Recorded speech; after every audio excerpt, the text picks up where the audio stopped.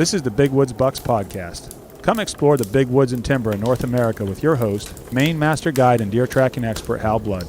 Listen to Hal and co-hosts Lee Libby and Joe Cruzy as they unlock the secrets of big woods whitetails. Each episode will provide valuable insights into the tried and true system Hal has used for the last 40 years to scout, locate, and hunt mature big woods bucks. Listen and laugh as the crew discusses Hal's legendary adventures and learn how to apply a lifetime's worth of lessons from the big woods to your own hunting and outdoor adventures. Welcome to the Big Woods Bucks podcast. I'm your host, Hal Blood, sitting over here in beautiful Rangeley with Leon Libby. Howdy. And Joe Cruzy. Hello.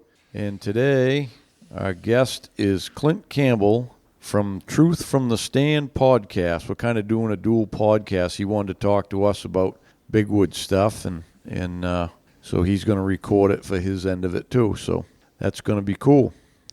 So welcome, Clint. Thanks, fellas. I appreciate you guys having me on. Good morning to you. I hope you guys have a cup of Joe in your hand and ready to talk some deer hunt with you fellas.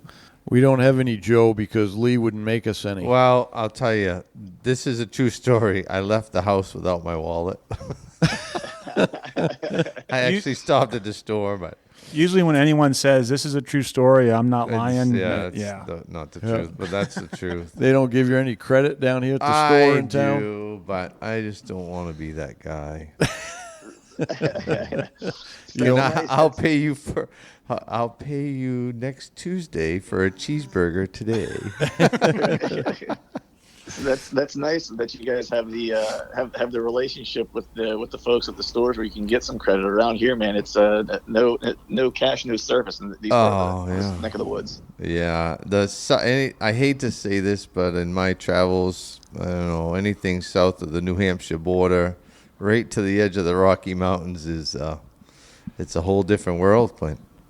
Yeah, it is. I grew up in a small hometown. My family owned my step-grandfather, I guess I should say, owned a feed and farm supply all of his life. He was a successful businessman. Dropped out of school when he was a kid, and that's how that business operated. And for as long as I can remember, and I still think it operates that way, where they operate on credit. Like farmers will come in, drop off their feed, have it ground or have it processed or whatever, and then basically just have credit. Or if they need something, they'll get it on credit, and it'll be an IOU for the fall or for whenever they harvest. Yeah. So it's still the buddy system back there. That's right. Yeah. Yeah. Cool. Berry store in the Forks. Yeah. Gordon is great for that. I still do a lot of that up in Jackman. I go to the grocery store. I just sign the slip and go over to Power Sports and sign the slip. And everywhere in town, I just sign the slip and they send a bill at the end of the month. And yeah, they're probably adding on customary 10% because it's you. No, they're taking off 10% if you pay within a certain amount of time. 10 days. Right. Good deal. Right. All right. Yeah, I was up in a small little part of the country here. I went up north here in Pennsylvania, up toward the Poconos Mountains, and it's kind of perfect timing to be chatting with you guys because, one of my goals this past year has been to find some larger blocks of public in and around Pennsylvania, because where I live is pretty suburban, and you'll find some smaller pieces, but I'll travel a little bit out to the Midwest and find some bigger woods and stuff like that. But I wanted something closer to home that I could get to within maybe 3 hours. And so I headed up to the Pocono Mountains in it's probably an 80,000 acre chunk. And I tell you what, I have a lot of respect for those who do big woods hunting exclusively, or as their primary way of hunting. Because I went up there and got my ass kicked pretty much for 2 days, and wandered about, and there were just places that I got into where I was like, I can't believe there would actually be a deer that lives here, and so I'm just curious, when you guys walk onto a new piece or a piece that maybe is unfamiliar to you, whether it's in Maine or wherever the case might be, how long does it take you to kind of get a spot dialed in or get a place dialed into where you start actually running into deer or something you would consider to be huntable?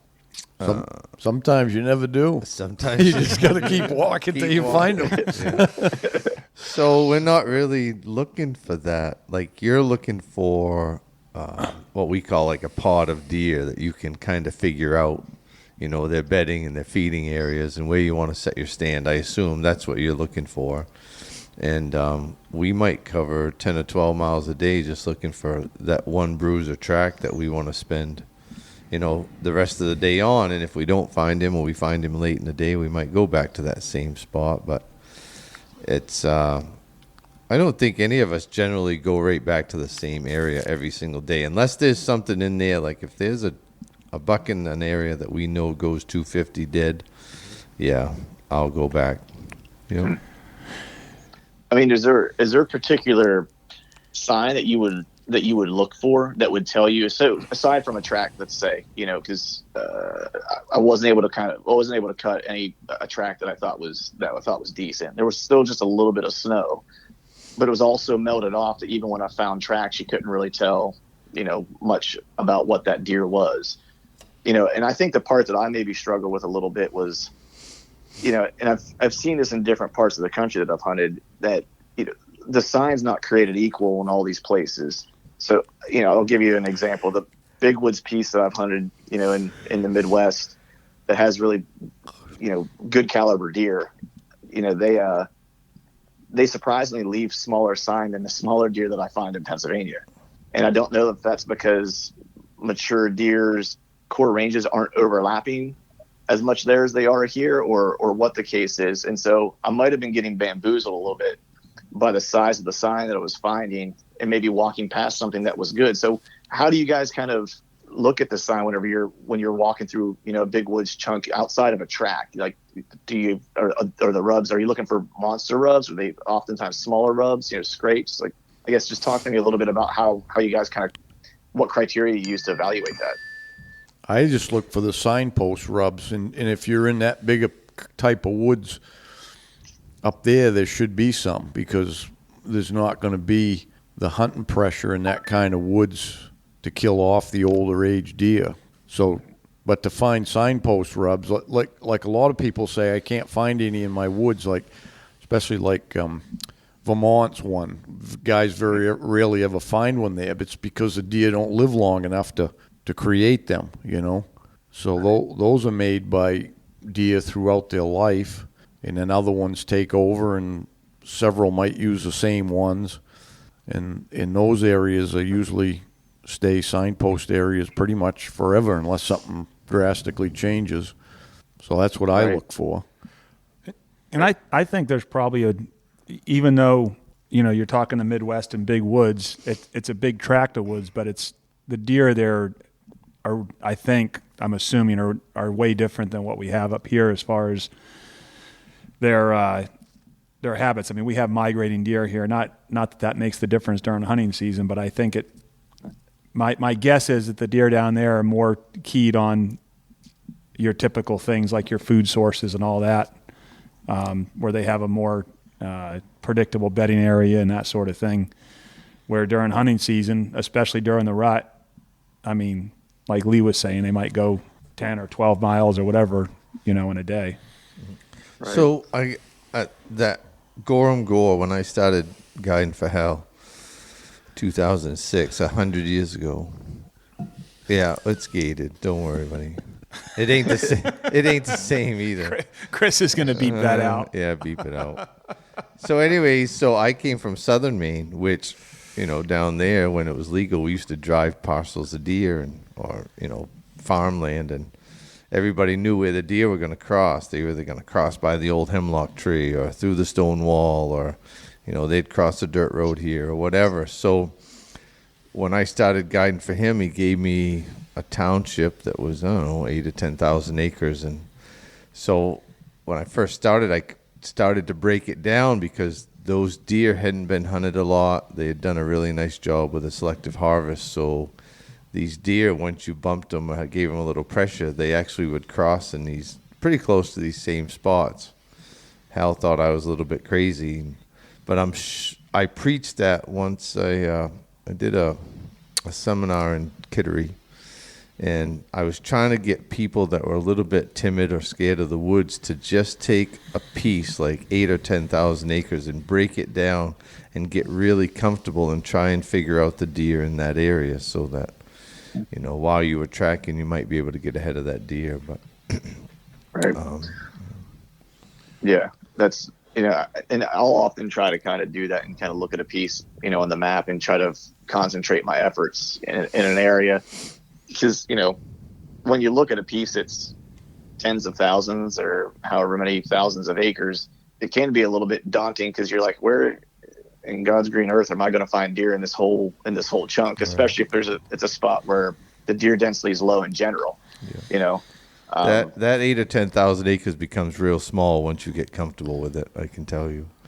And what's the pressure like there as well? I mean, I would imagine a piece of public land in the Midwest is going to have I would assume would have a considerable amount of pressure. Yeah, it's hit and miss really. The one spot in Ohio, last year I didn't see a single soul while I was there. Now there are places on that piece that you will see people. I think it's just like a lot of other places. If you're willing to go further back and get away from the road and stuff like that, then you find some clean areas. In the spot that I was at in Pennsylvania this weekend, I did not come across one bit of human sign while I was in the timber. And I stopped and talked to a couple locals and just asked them about, how often it gets hunted. Because I primarily bow hunt, and I'll bow hunt even during gun season. And they basically said during bow season that it would be hardly anybody there, that there are some guys that come in during gun season and stuff. But for the most part, they don't see a lot of guys. So that area is pretty remote. So I feel like I should be pretty clean for the most part. But you definitely get your fair share of hunting pressure otherwise in the adjacent areas. It's just trying to find those diamonds in the rough, I guess. Well, that's what you have to do because 90% of the hunters are hunting that peripheral. So if you're willing to get back in, that's where those big bucks are going to be. They're not going to hang around where the hunters are. They're going to live where they don't feel that pressure. So that's just where you have to go. But Right. What I would tell you to do is just look for signposts if you're in those Poconos. I would say down there they would be on hemlocks, white oak, and red cedar. I think there's got to be red cedar there. Yeah. Those are your trees down that way. I would say that most of your signposts would be on. Okay. So just look for those trees, and it might be a small or one red cedar tree out in the middle of a hardwood ridge somewhere. You go look at it, I bet you it's going to be rubbed, Yeah. It's funny. Something about it. Yeah, it's funny you say that because every time I see one of those while I'm walking, I always make my way over to it. If I see a lone cedar somewhere, it's like I go look at it. Because I think if anything, if it draws your eye almost, right, it's probably going to draw the deer's eye. The other thing that I ran into here, I'm curious with you guys, like, what's the terrain look like where you guys are hunting? Because what I found in this particular piece that I went to, the elevation was actually driving into the mountain. I think it was like 2,400 feet or something like that. And there was a little bit of an incline to get it into where I was wanting to scout, but it was basically a mountain top. And once you got there, the terrain was very, very subtle. And for the most part flat. And there was a lot of mountaintop swamps up there, I hunt a lot of swamps where I live, and low-lying areas, but a lot of times when I'm hunting bigger woods, it's like I'm hunting ridge systems and stuff like that, almost kind of like hill country. So this kind of threw me for a little bit of a loop where I got up there, and whenever I was scouting on top, what looked like on the map to be a clear cut ended up being a swamp, because it kind of showed somewhat similarly on the map, or at least on Onyx. And so what's the terrain look like where you guys are hunting? Do you guys run into a lot of flat tops like that? And if so, how do you hunt those, or how do you kind of break those down? Ain't too many flat tops in our country. Yeah. I got one on my head. That's Yeah. But there is swamps. There's all these mountains up here. There's going to be swamps because they're full of water. So any place is a little bit of a flat or a pocket or something. But yeah, there's always some kind of swamp. They might not be huge, but I've found some pretty good sized swamps up there, and actually like old beaver flows, there'd be swale grass because at one time there'd be beavers in them, Mm-hmm.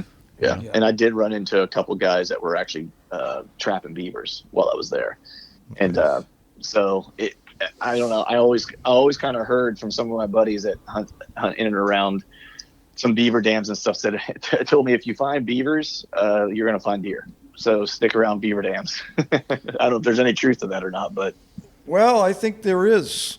in a certain extent. They like, it's an opening, especially in woods that isn't logged much. There's more feed around a beaver flow just because there's more sunlight comes in and different plants grow around the edges and stuff. And I always check like the lower end of a beaver flowage, if there's a dam or was a dam. They just seem to be a natural place for deer to cross, Mm-hmm. And I'm sorry, go ahead. No, go ahead. No, I was just going to say, is that where you'll find, so just say, for example, you're me and you're going to a brand new spot, would that be a place that you would kind of target and spend some time to try to find a track or find a signpost rub or, find that significant sign that you're looking for? Do you feel like they congregate in those areas and lay down more sign there than maybe in other places? Yeah, and naturally, if they're feeding, if there's more feed there, you might find some more tracks. But I think when we're cruising, looking, it's at a pretty good speed. Yeah, you might pass through an area like that while you're going, but I don't think the way that we hunt here, we're not necessarily looking for specific small spots like that as much as general areas that, I think a lot of it is past experience, whether it's looking for a place to hang a stand. For me anyway, it's where I've followed deer before and seen, like Lee was talking about, places that they've crossed over the years, or you go back and it's like, man, this is 3 years in a row I've been in this area and the deer have come through the same, maybe not the same trail, but maybe the same valley or whatever it is. And I think that's really the best scouting there is. It's difficult. It's more difficult, I think, in our area to go and do a spot, head up, because they're not in the same area in the summer that they're necessarily going to be in the fall. And right. So it's a little more difficult to kind of pin them down. Right. But, it's twice that that has been mentioned, how quickly you guys might move through the woods. I think some people will kind of mistake maybe still hunting for tracking, right, to a degree, like those who maybe have experienced both, right, and I might be one of them, right? So I guess, can you talk to me a little bit about how you'll go from like that quick kind of rate of speed, kind of moving through, and what kind of triggers you to kind of just start to slow down, or like, because I've heard other people that kind of hunt similarly kind of talk about that, to where it's like they'll move through a chunk of timber quickly where they maybe aren't expecting to find what they're, particularly looking for, but then they'll hit certain pockets or certain areas where it's like they'll start to slow themselves down because now they feel like they're getting into a spot where they could have either an encounter or they could be picking up some minuscule, sign that might kind of lead, be a puzzle piece to kind of help facilitate the track or the rest of the day's hunt or whatever the case is. How do you kind of go from like moving quickly to slowing down? What is that thing that triggers you? Well, I think first, there's a huge difference between tracking and still hunting. So if you're tracking, the speeding up and slowing down is not necessarily, it's not dictated by necessarily the terrain that's around you, but by what the tracks are doing and what the deer is doing. That's what's going to speed you up or slow you down. Whereas still hunting is just that. You're doing it. You can do it without snow or with snow or whatever, but you're basically stalking through the woods slowly and quietly, trying to kill a deer that way, as opposed to being on his tracks and chasing them. Hey, Hal here. I want to talk a little bit about our partnership with OnX Hunt. I've been using it for a while now, and if anybody knows me, they know I'm not a very techie person, but the OnX app is it's a real time saver. I remember the days when we poured over topo maps everywhere we was going to go and stuff, and I don't do that quite as much anymore. Where it's really helped me is scouting, whether it's deer scouting, a moose, or even turkey hunting in the spring, which I do. It really helps out. I don't have to spend as much time running around the truck burning up the gas. I'm just basically using my OnX. Got it on my phone. Don't even carry a GPS anymore.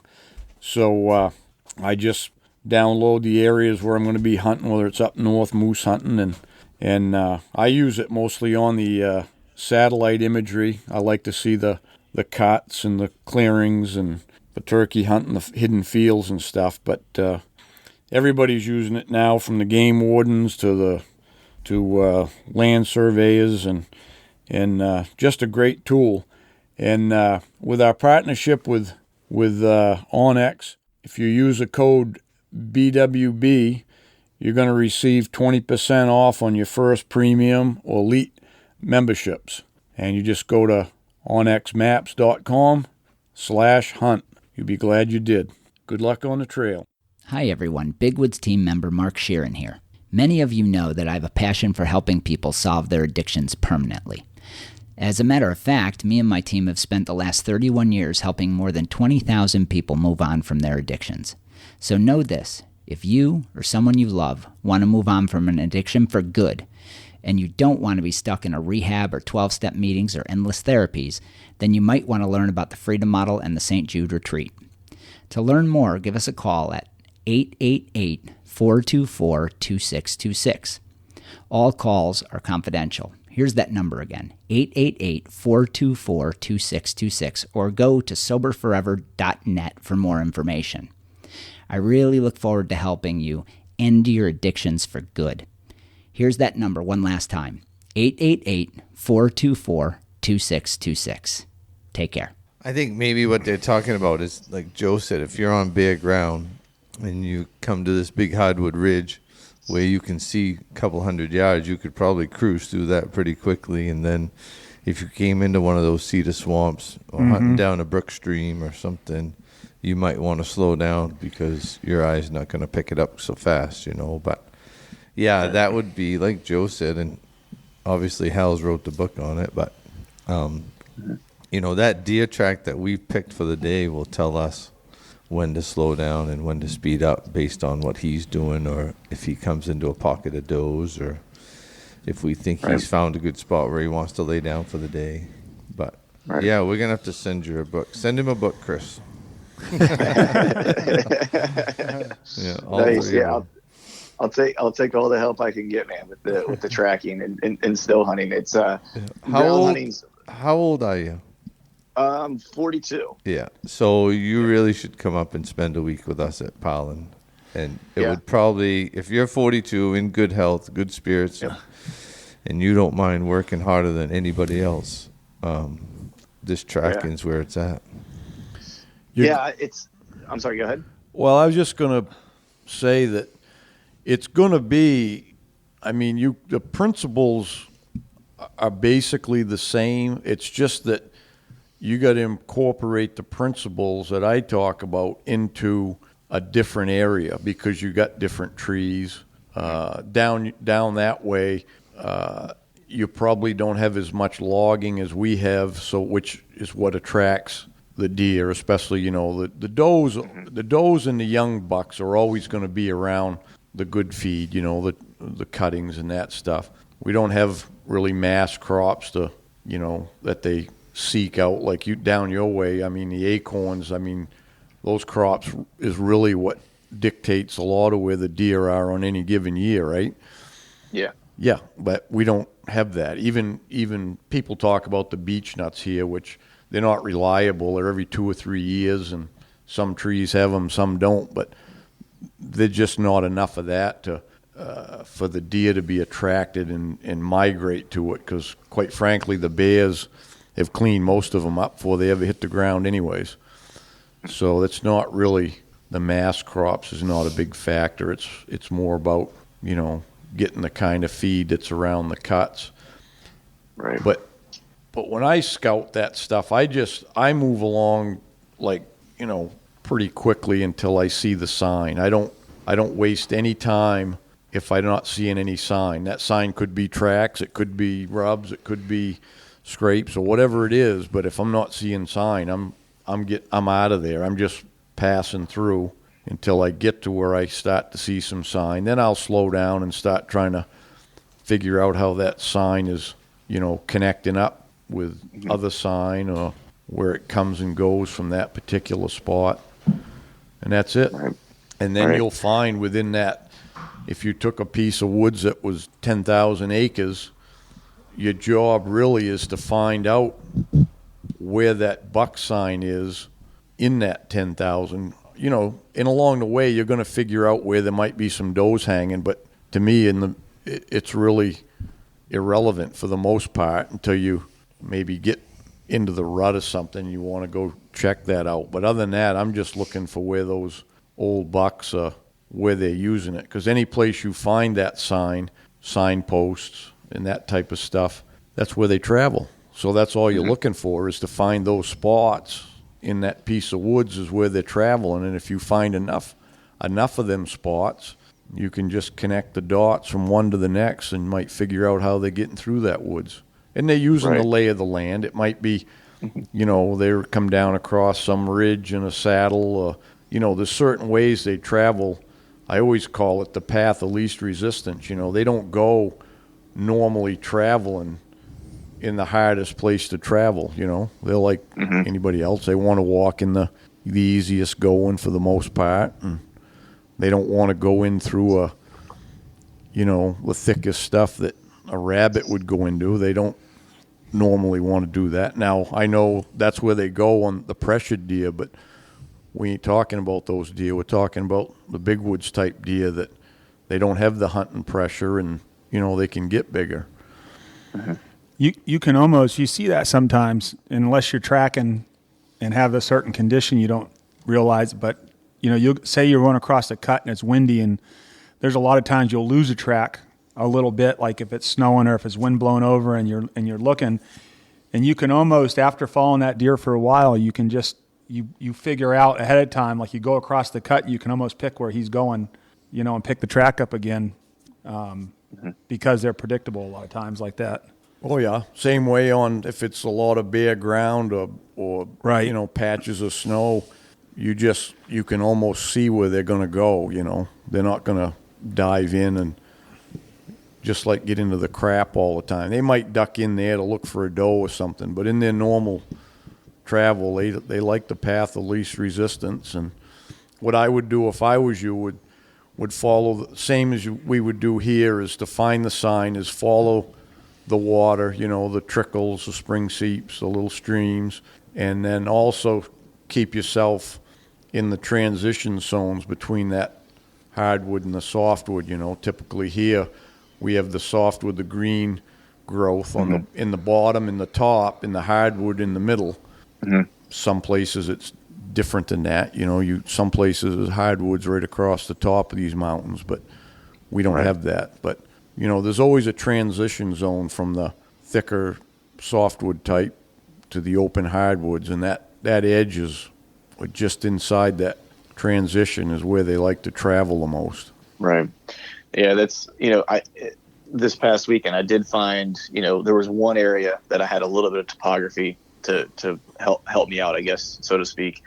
And it was a swamp. It was a newer clear cut, and on the backside of it was a little bit of an older clear cut, and then behind that was a swamp yet.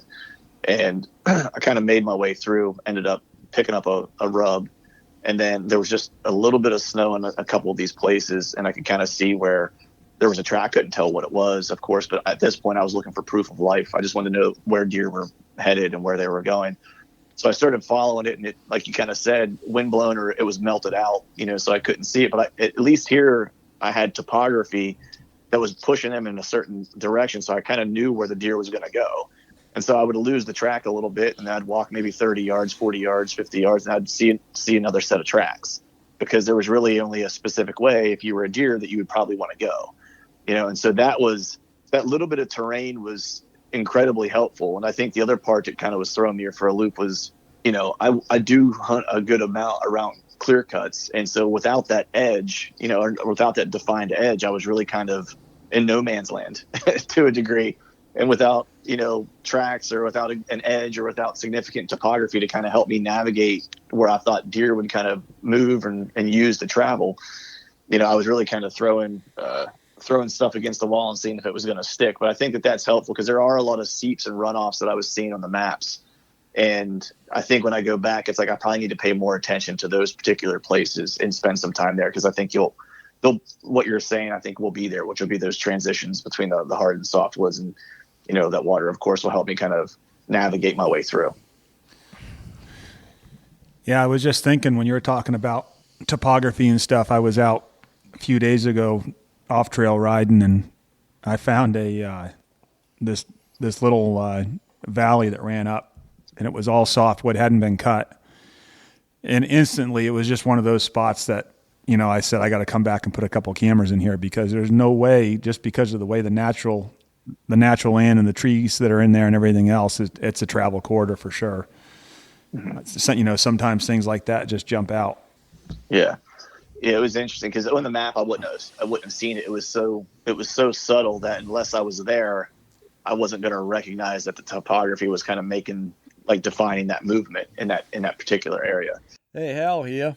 Hey, one thing I realized as I was getting older is when I was younger, I never really planned for retirement. And so my client for the last couple of years, Jerry Smith, had been talking to me about it a little bit. And I don't know when I'm going to retire, but I definitely got to get ready for it. But Jerry owns a company called the Northern Way Wealth Management. And he's got a program he calls the Northern Way Retirement GPS. And it's a way you can plan to get your finances in order and live your best life, which means time in the woods to track down some big bucks.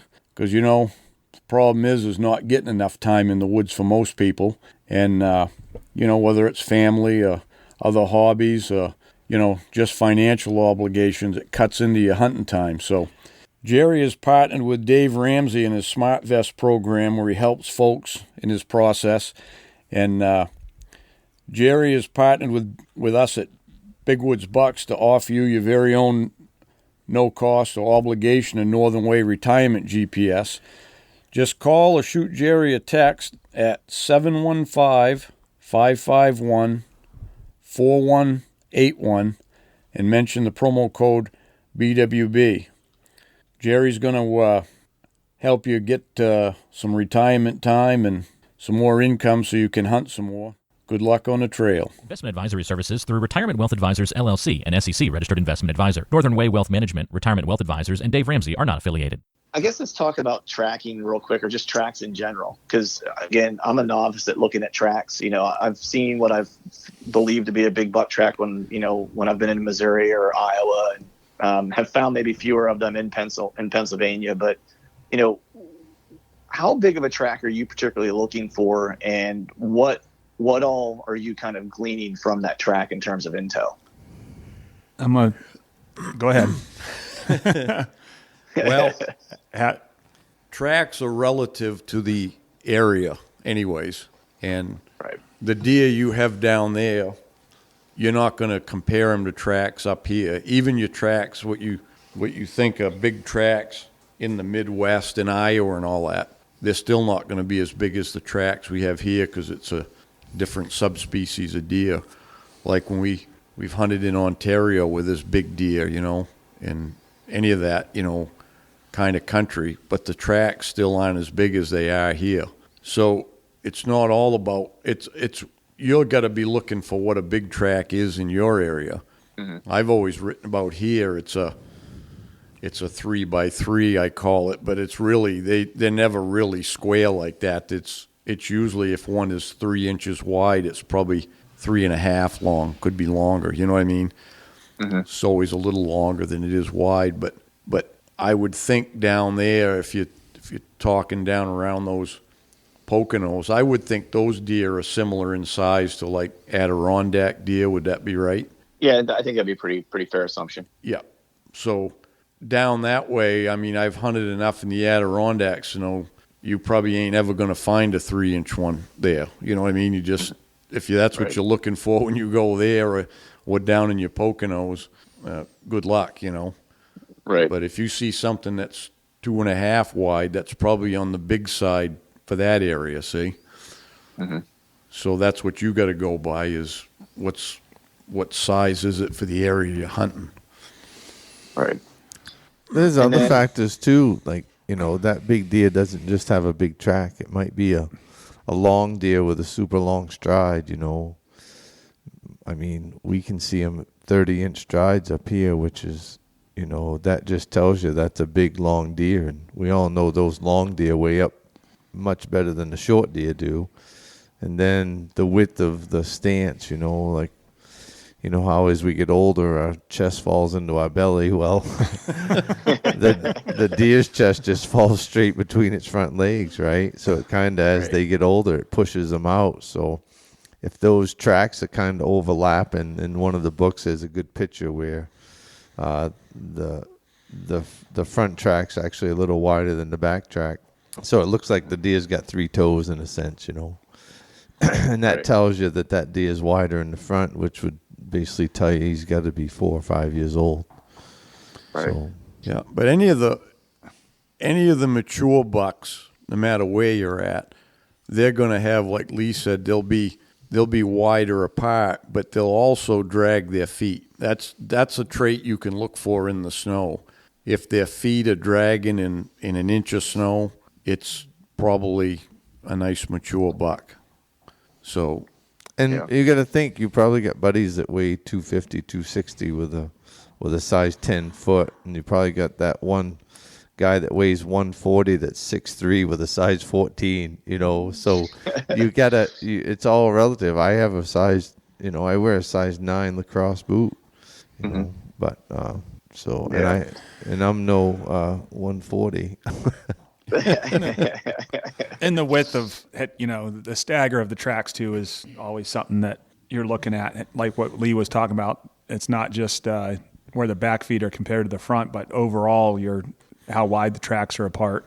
A doe is going to basically be in a straight line, and a buck is going to have, you're hoping 8 or 10 inches or something, Right. Stagger. yeah. That was one thing that I was reading, because I did read, I forget which book it was by Hal that I read recently, but you were talking about being fooled a little bit potentially being fooled by Doe Tracks, that can happen, especially for someone that maybe is new picking up tracks.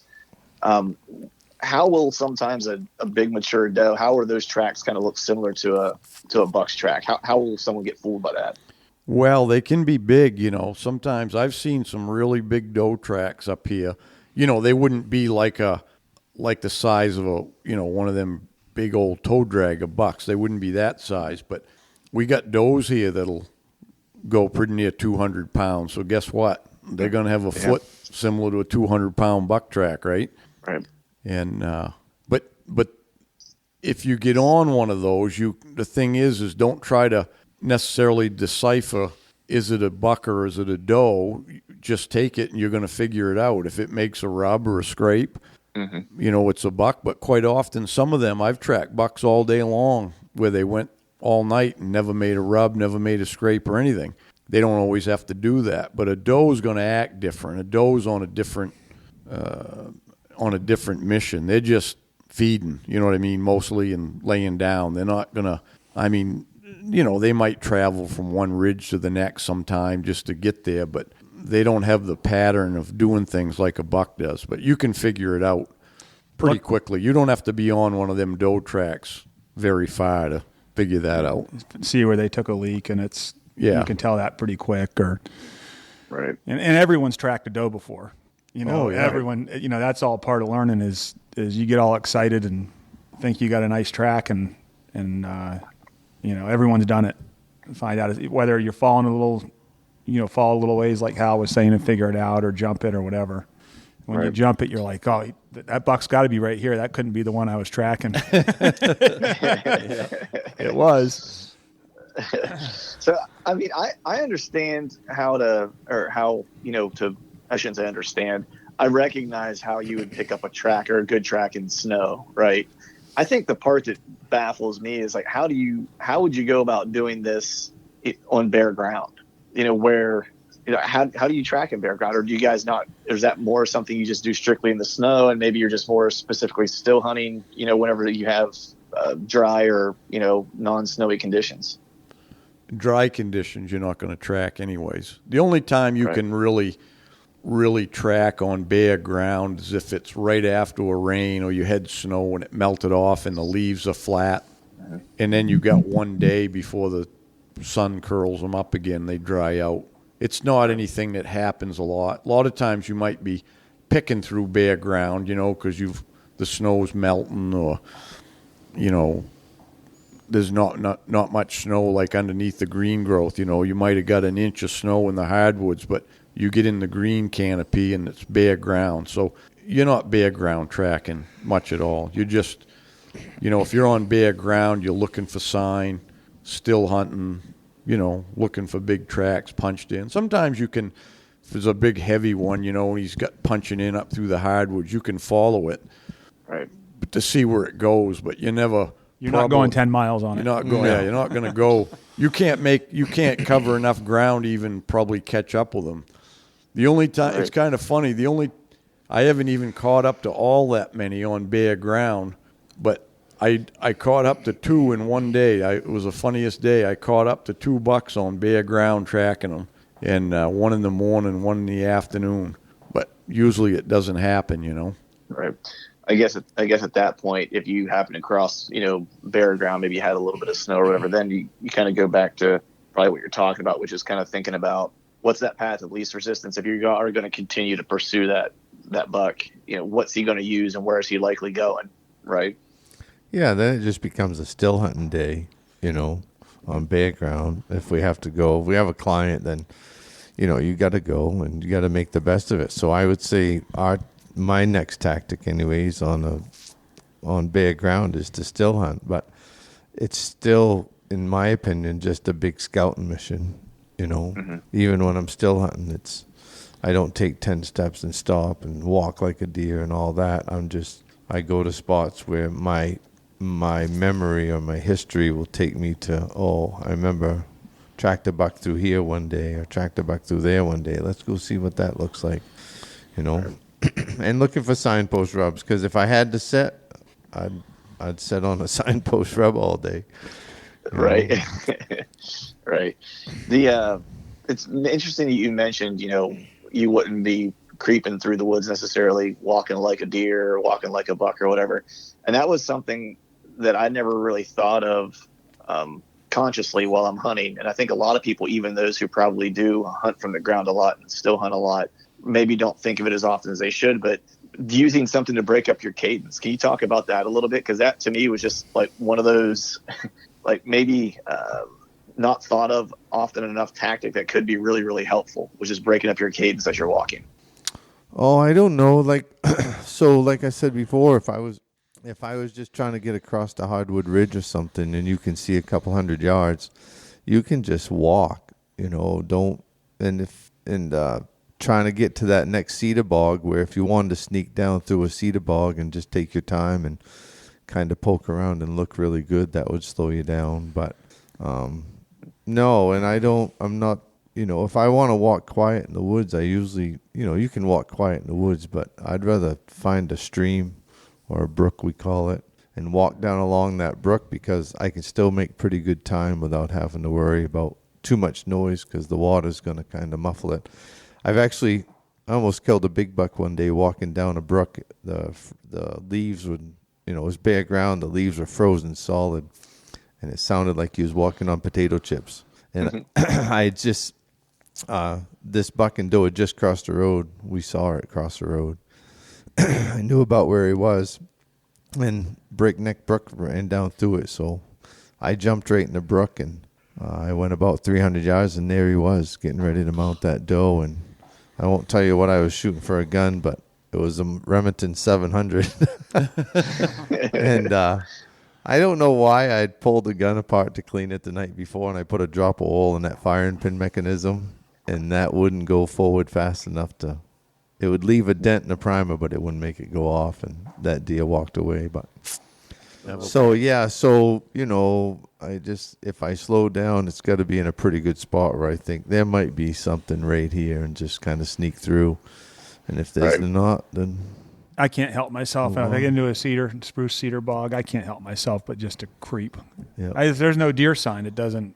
I always feel like there's a deer behind every blowdown when I go through those areas. So, Clint, I don't think your cadence matters if you're walking through the leaves. If you just walk steady, because that's what them bucks do when they're traveling anyways. But the only time I worry about some kind of a cadence is more like if it's crusty snow, because our feet are different, obviously. You know, when we walk in that crust, it's not just a it's a and the deer know that's not normal. So that's when you have to try to change your cadence, because, you know, you're loud anyways. You're not going to walk up to a deer trying to sneak in it. So you're better off then to just walk quick without rolling your feet. Just kind of set your feet down straight and just, you know, take 4, 5, 6 steps and then stop and wait a minute. That's the only time I really like actually do that stop and go still hunting type thing is on the crust, because you don't have much other choice. And quite often you can get pretty close to them because they don't want to run in the crust either. You know, they know they're making noise. They don't, especially if the crust is a little deeper, it hurts their legs when they're jumping in it. They don't want to run. They're just more as likely to stand around and look and see what's coming, and you just might get a shot doing that. Or you might hear them. Many a times I've heard them, if it's a little thicker, I've heard them walking ahead of me. You know, I'm walking, I stop and listen, and I can hear them walking a little bit. Well, then you might pull out your grunt call or your bleat call and try that, because then they just think it's another deer, right? That's what I was going to say, is I love a grunt call for cover. You know, walking like that, walking and stopping, grunt a little bit, at least might give you a little bit of time if he's close by. Right. Doesn't it sound fun? Doesn't it sound funner than sitting in a tree stand? hey, I'm telling you, I'll take you guys up on that. I will. I love Maine. I've been there once. I had a great time there. I took my family on vacation there, and we just absolutely loved spending time there. We did some hiking and stuff like that. And it's a style of hunting that just really intrigues me. You know, I grew up hunting, you know, from the ground, and, you know, still hunting with my dad. Really, was kind of how we hunted. Like, I never had a tree stand or anything growing up. It was always just kind of on the move, and that was kind of how my dad liked to hunt. And he would bow hunt once in a while, but when he did, it was with a recurve, and he would only really do it. Yeah, and he would only really do it on windy and rainy days, because he didn't want to just sit. He would essentially just use the wind as cover, or if it rained previously, to be quiet in the timber. And he would try to, you know, he kind of knew where deer might be bedded, and he would just try to stalk up on them. Yeah. You know, and that's fun. And and that was kind of how I grew up. And then it was, you know, years later, and when I started really kind of bow hunting more seriously, that then I started hunting more specifically from an elevated setup. And as I've gone, now it's like I have this desire to be back on the ground, to be proficient at hunting from the ground. You know why you started getting in a tree stand? Why is that? Because everybody on TV did. And there's places in the country where we get that, you know what I mean? We get, you know, and I've been invited to Kansas to private leases, and you know, when I said, yeah, I'll entertain the other idea, they send you a list of things you can and can't do. One thing, you have to sit in the stand that they pick. You can't move from the stand all day long. You know what I mean? You can't. There's just so many things, and I get it, but it's just not our style. You know what I like to do. Yeah, most of those woods, all you're going to do is push deer all over the place, and the guy next to you is going to shoot them. Yeah, you know, up here. I mean, if we happen to see another set of boot tracks in a day, it's, you know, that's kind of discouraging. Yeah.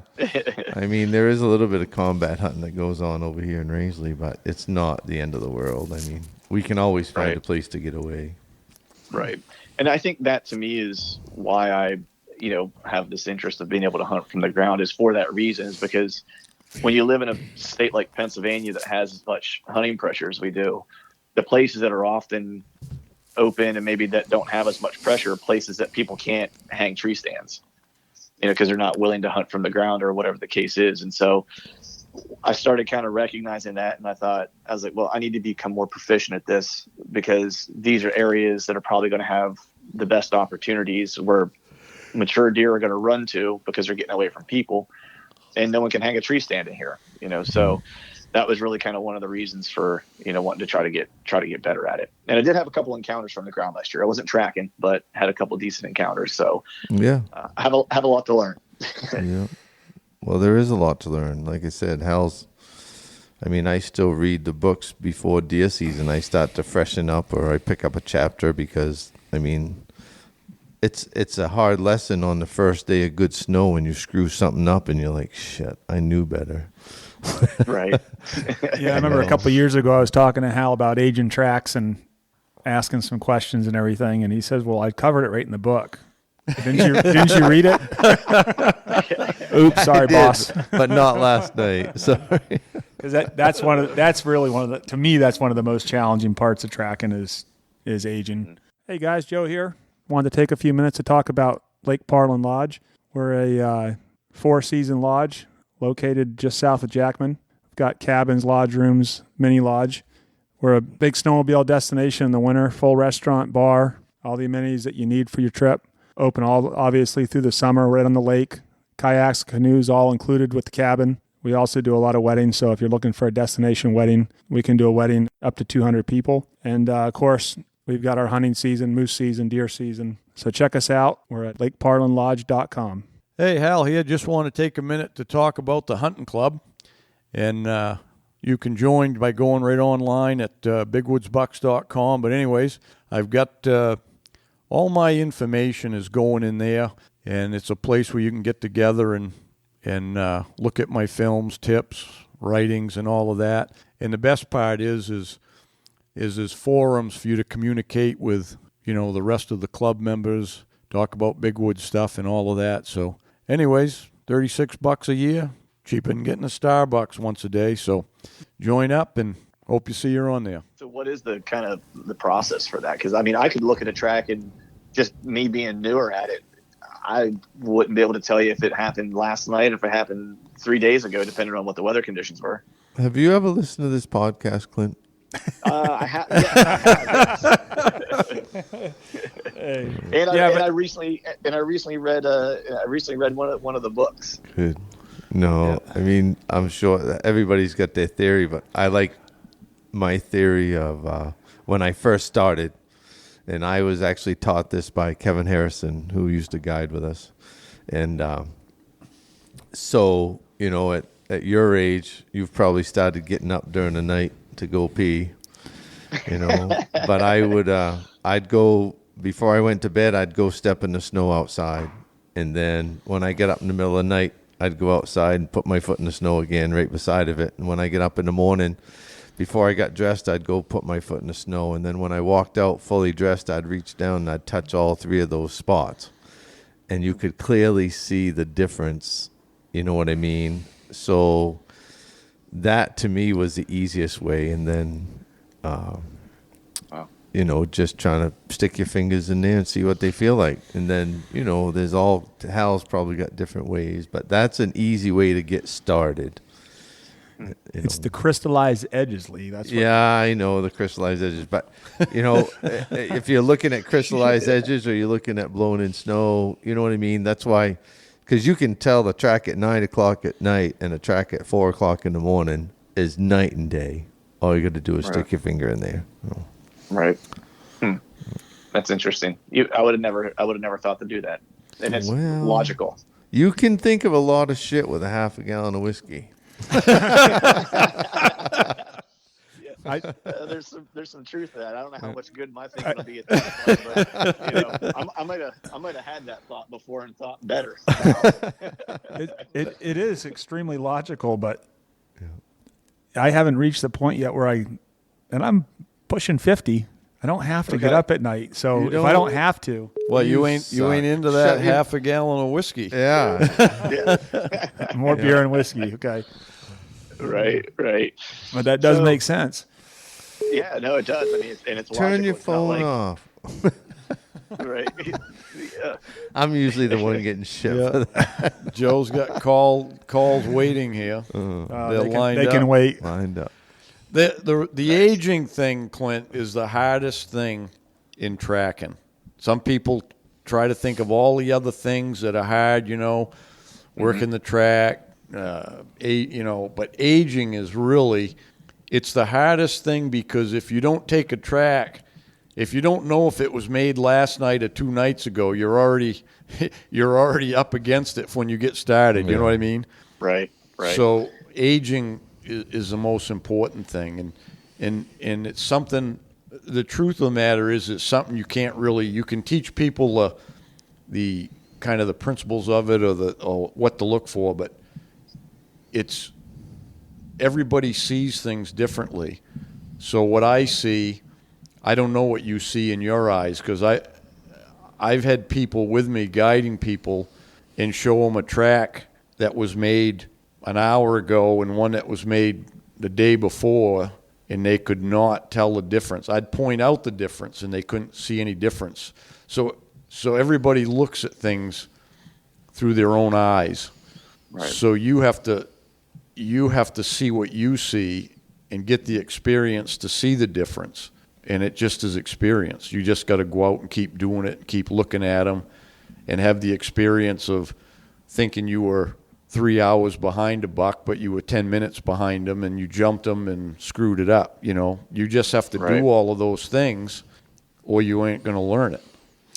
And a lot of common sense falls in with the conditions, whether it's, you know, it just quit snowing 4 hours ago, or you got a dusting, or it's really warm out, so it's leaving a, you know, it's a whole different type of track and a whole different look. The funniest thing is I shake my head all the time, and you have a snow in the night, and you know, maybe it quit in the night, but maybe it's still snowing a little in the morning. Doesn't make any difference, and people will go right by a track that's got an inch of snow in it, and I'm thinking that thing might be an hour old. Right. But people won't look at it because they're always looking for a fresh, what they call a fresh track. Well, that is a fresh track. You know what I mean? But most people don't even bother with them. They don't logic out that you just follow that and it's going to get better all the time, you know? Right. I mean, it's either going to stop snowing, or if you move fast enough, you'll gain on it anyways. But people just do that all the time. It's crazy, you know. It's funny to hear him say we got 6 inches of snow last night. I found one old track had 2 inches of snow in it. Yeah. That thing's probably 3 hours old. Yeah. I was just going to say, you can really, if you wanted to get to the nitty gritty, you could do the math. If you just looked at what the accumulation rate was. That's all it is. That from the weather station. That's all it is. You know what I mean? Math. Yep. Well, that, and if you get up again, it goes back to getting up to pee in the night. You know, I look out to see what the weather is anyways. I don't go out and look at tracks or something, but not to say it is a good idea if you want to learn it. But if I get up in the night to pee, which at my age is getting to me more often, I snap the outside light on and I look out, because we get snow quite often that they don't even call for. I mean, it might be calling for a clear night. You flip the light on and it's snowing out in the middle of the night, you know. I want to know what time that snow came, because if you just get up in the morning, you hadn't looked outside, and there's an inch of snow on the ground, well, you don't know if it came at 10 o'clock at night or 4 in the morning, right? Right. And it makes a big difference when it came. So I flick the light on and look and go back to bed. If I got to get up again, I flick it on again and look again. And Did you think we'd be talking about weather? Yeah, actually, I did. Just from what I had read, and just hunting in general. I mean, weather is so important, no matter where. You know, whether you're in Maine or whether you're in, Nebraska. You know, it's. I think with you guys, it's obviously a little bit more significant because you're really looking at the precipitation on the ground from snow that helps facilitate tracking. So I think, it totally makes sense. But did you think we were going to be talking about prostate issues? That's the problem. Is it really an issue? That's the question. I'll tell you better in a month. I got to go for my cleansing. Is that what we're on now, Lee? Cleansing. I can't say that I can't say that I anticipated the prostate discussion, but next week on Big Woods Medical. Right. That's actually your benefit when you get older, Clint, because you get to get up more in the night and check the weather. Yeah. Right. Well, I will look forward to that, I think. You think, yeah.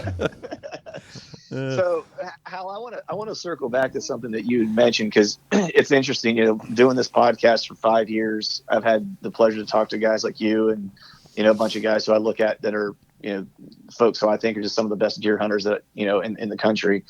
And there's been a theme with each of them that I found. And what you had mentioned was, you have to be, willing to kind of fail to a degree. You got to have experience, right? And really, there's only one way to get that, is to just not be afraid to kind of take the track and figure it out, right? Or make a guess whenever you're trying to age a track and screw it up a couple times. And then once you do that, it'll start to become more clear. So I guess for all of you guys, how important for your learning how to hunt this style of hunting was not being afraid to fail and just going and getting after it, and then taking those lumps and those learning experiences to get better? How important was that to become good at the type of woodsmanship you guys are really good at? Well, persistence. Yeah, but it's critical. everything. It's critical to be like that. With everything. I If can you're tell not- you there's not one person sitting at this table that's afraid to fail, whether it's deer hunting or business or anything. And I think that's a personality trait that people have to really love Yeah, for the sure. woods. Because I seen Hal go almost all deer season with nothing. He was run down. Christ, would you lose 20 pounds? I bet. You lost a lot of weight there 2 years ago. 15 anyway. Yeah, I could see his backbone sticking out of his T-shirt, and then he killed that big one on the last day. Next to the last Next day. to the of last day. muzzleloading. The best So- part about that is everyone sees Hal and his big buck that he got, and no one had any idea how much time and effort went before that. So here's some math for you. He hunted for what, 3 weeks prior? So there's how many days of failure? 4 weeks. Right, That 4 was weeks. one of the- So, but we don't consider that failure, because Right. on every single day is a learned experience, right? You're just honing your skills. So, but if you want to look at it, yeah, there's 4 weeks of failure. Most people would have given up after the first 4 days. Say nothing about the third week. So, but yeah, I think all the good guys that I know, nobody's afraid of. failure. I think it's part of it with anything You know? that's, success is that's Right. where you learn. Yeah, it's true of anything in life. There's people, we all know people that they give up on everything they try. They meet a little resistance and they just quit, whatever it is. It doesn't matter what it is, Did you ever hear the story about the big one I killed in Ontario, Clint? No, I haven't. So we were up there deer hunting one year, and I got sick. And just talk about prostate, it was coming out both ends. And I mean, sick as a dog, but I wanted to go. So I got dressed in the morning, and I got in the truck with Tommy and his dad and Frank, and we were headed out, and I was trying to catch up on some sleep in the back seat. I had my NyQuil or whatever with me, and we were going. So we get to where we're going, and a deer had crossed the road, but nobody could really see it. So I said, well, I'm going to run back and just see what that was that crossed the road. So I go back there, and I'm literally outside the truck in the pouring rain with everything's coming out of me. And I get back in the truck, and I said, I just can't do it. I can't go out there in the rain. And on the seat was the Northwood Sporting Journal, and in it was Hal's article on persistence. So I didn't even have to read it because I'd already read it, and I flipped it open and I saw persistence. I'm like, all right, we got to go. 15 minutes later, I killed one that dressed 242, scored 166 something. Wow. Crockett. Yeah, 160 something, yeah. So, it's the persistence, and we often say we're the most persistent pricks we ever met. Because if we want something, we want it. Right. I'm gonna get it. Yeah, I think you guys are right. It's, a lot of folks will, if it doesn't come easy, they're not willing to put the work into it. And I think that's what I love most about hunting, is that you never really know it all, and so it kind of continues to give to you no matter your age, as long as you're willing to go out and explore and try. You'll at minimum, you'll gain new experiences each time, which you kind of put in your bag of tricks, and hopefully it makes you better for the next time you're out. And that's kind of, I guess that's kind of how I look at it. Maybe that's a foolish way to look at it, but maybe I use that to mentally trick myself to keep going. There's a lot of that. There's a lot of that in the woods. You just, what else you going to do? Go back and sit around camp and tell people why you gave up at 2:00 because, right. you didn't have the guts or the grit to do it. We call it grit. You got to have some grit. Yeah, I read in a book one time. It was a simple statement. I don't even know who wrote the book there. It was one of them like success type books there, and it said, the quote was, winners never quit and quitters never win. That always stuck with me too. It was just a simple statement, Yeah, for sure. It's if you're willing to put in the work, at some point you'll get rewarded. It's like I didn't spend 4 weeks, in tracking bucks in Maine. I had a trip in Iowa that I went out. I was by myself. It was a little over a 2-week kind of stay, and it was all public land. It was a couple decent sized chunks, but I didn't have a chance to really scout any of it prior. And so I just freelance hunted the whole trip.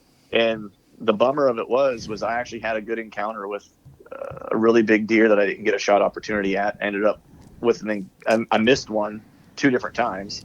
It was the same one. I caught up to him, found him again. And it was the 16th day of the hunt at 3:30 in the afternoon, and I finally arrowed one of the bucks that I was after. Nice. And it was, and it was, whatever it was, 15, 16 days of all day hunts. I didn't have a clue as to where I was at or what deer were in the area. I mean, it was Iowa, so I knew there were good deer. And it was just scouting and hunting every day, all day. And that was, and by the time I got to the end of the trip, I kind of said, for me, that was, it was a really good learning experience because of how many encounters I had the opportunity to have.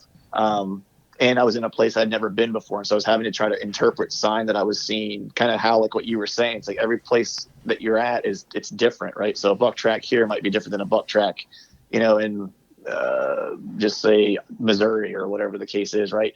Rubs are a little bit different just in terms of like the size of them or how often they're going to lay them down based on competition or whatever the case is. And so it was a really cool experience. I learned a lot. And again, it's kind of why I like going to different places to hunt. Like, so, would definitely at some point, hopefully like to make it up to the area that you guys are in to have, to try my hand at that and just, tag filled or not, just to gain the experience. Cause I feel like overall that experience would just make me a better hunter.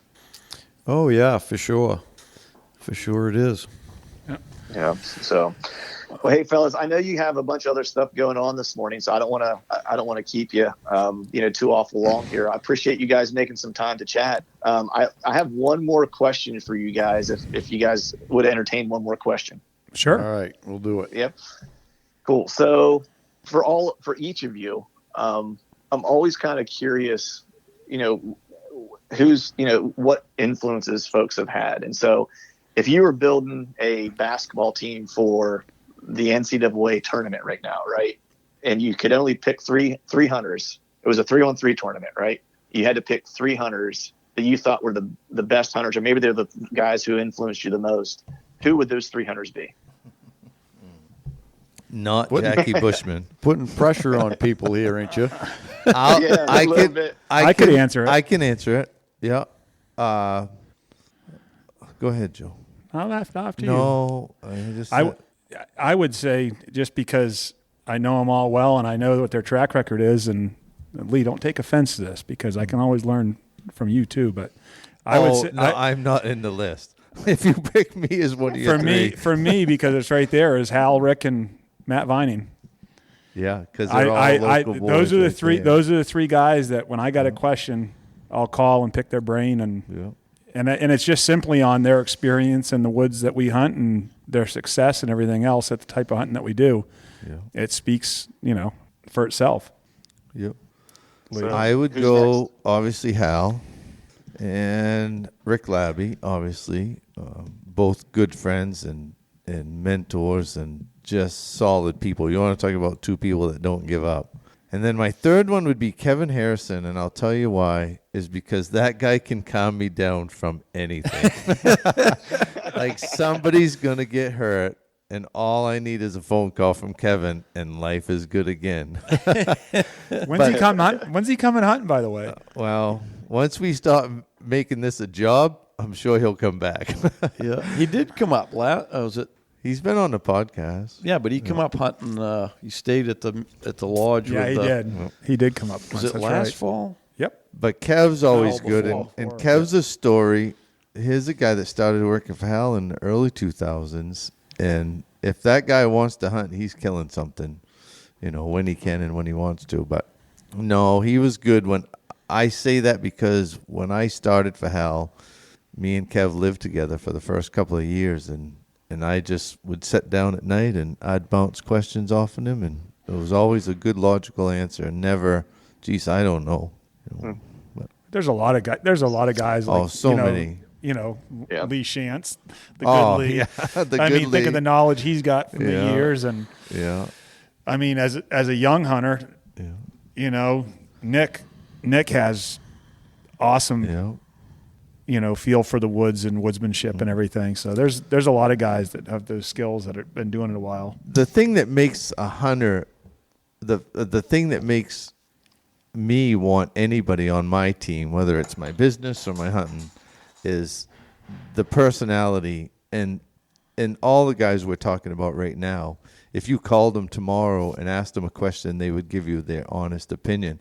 There's a lot of guys in this hunting world that won't share any information with you.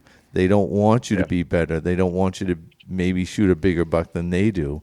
So, we tease each other about giving up spots. I used to tell people you could walk to the top of the stairs at the lodge on any given night and ask Hal where to find a buck, and he would tell you. And it used to drive me crazy. And that person would leave, and Hal would say, "Lib, there's plenty of deer in the woods." All right, buddy.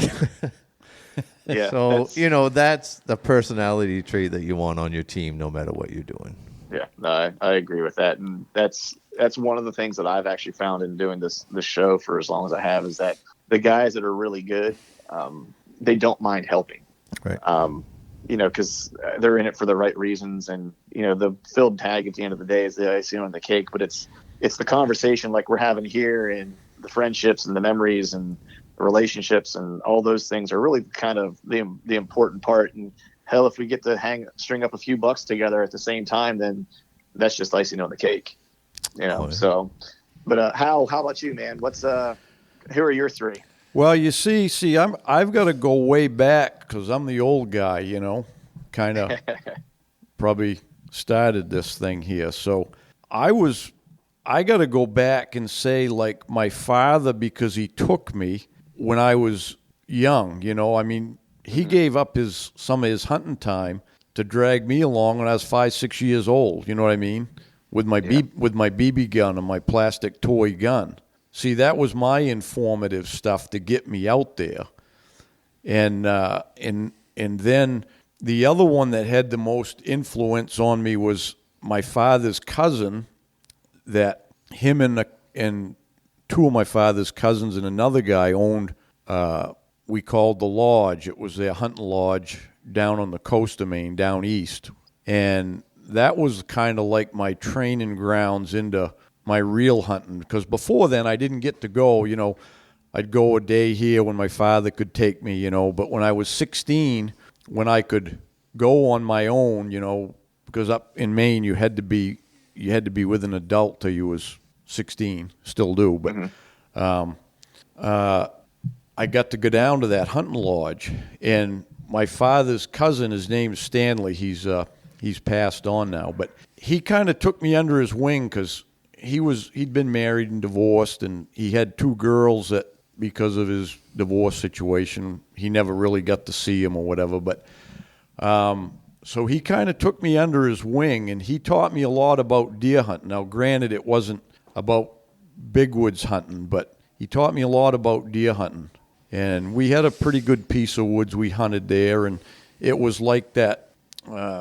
It wasn't farm country, but it was old, overgrown farm country at one time, that mountain we hunted on. So there was apple trees in the woods and old homesteads and stuff. But it was a really good experience for me for a couple of years there before, I hunted there for a few years before I went in the Marine Corps. And then, but he was the other one that had, kind of like a big impact on it. Mm-hmm. But really in the big woods, there wasn't really anybody, because I had to I was the one that wanted to go, and I had to talk my father at first and then some other friends to come up here and hunt, because I was the one that liked it so much after the first year I came. So, but other than that, I mean, I read like probably a lot of people did back then in the 70s when Larry Benoit's first book come out. I read that book, and I did try that. I tried to make a lot of that work, but it didn't work for me. And I can't tell you what. I think it was probably, if I could have sat with Larry or whatever and had like more of a personal influence, it probably would have helped. Right. But there was too many unanswered questions there. And I figured out later after I got older and then I wrote my own book that Larry didn't write that book. It was written about Larry, but it wasn't written by Larry. So, and that's a big difference. That's a huge difference. So those I would say that was my influence in the hunting. Mm-hmm. Nice. That wasn't a question. As heartwarming as that was, wasn't a question. The question was, if you had to build, I couldn't do it. He did. He built Big Woods bucks. Well, yeah. I already built the team, and you're all on it equally. Is that a cop out? I think we all so. Life is like a wheel, right, Clint? And if you want to be a part of a team or a business or whatever, you have to find your spot in that wheel that makes it all spin. And we all kind of know where we are in that wheel, and we're fine with it because Lee the philosopher comes out today. In the end, I mean, we just want the wheel to move forward, right? So. And did someone give him that jug of whiskey back? Yeah. I can tell you, you don't listen to the podcast. He never didn't have it. You don't listen to the podcast, do you? Yeah. It's usually Tito's. It's usually Tito's. Whiskey makes my clothes fall off, and that's not pretty. Well, you did mention it earlier. Right. Well, all right. I think on that note, I think that's a fine place to shut things down. Fellas, I appreciate you guys having me on. I appreciate you guys coming on my show. I good. Enjoyed this. I'm going to have a lot of questions about big woods and tracking here in the not so distant future. So you might see another ping from me for a follow-up conversation, or maybe I'll make my way up there to pay you guys a visit at one of these points. Yeah, sounds good, Clinton. And that's Truth from the Stand podcast. If you guys out there on Big Woods side are looking for something new to listen to, you can tune into that on iTunes. Yep. Yes, sir. And Big Woods Bucks the same. You can find it at all the places podcasts live. Yeah. Sounds good. Thanks, Clint. Thank you, Clint. All right. Thanks, fellas. Thanks for joining in, and we'll talk to you sometime. Sounds good. Yep. All right, folks. Don't forget to ping us on what?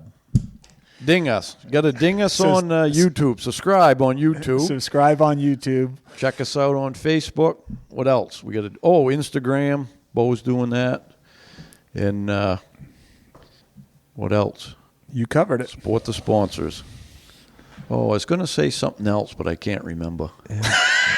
Donald Trump's coming out with his own social media. I heard that. Mike Lindell, too, so we'll be following up on that. Yeah, so Zuckerberg, don't spend all your money, buddy. On that note, until next time, good luck on the trail. Hey, thanks for tuning in. Till next time, good luck on the trail.